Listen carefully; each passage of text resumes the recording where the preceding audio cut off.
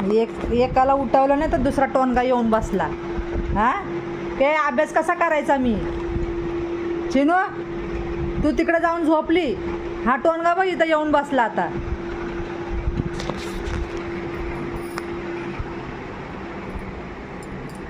काय अभ्यास कसा करू मी आता सांग मला? हा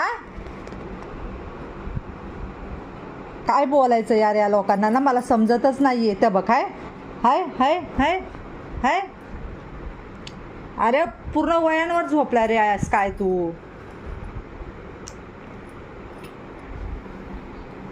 बरं वाटतं तुला हे सगळं? हा तिला बघितलं ना झोपताना तर टोनगा लगेच येऊन झोपला वरती.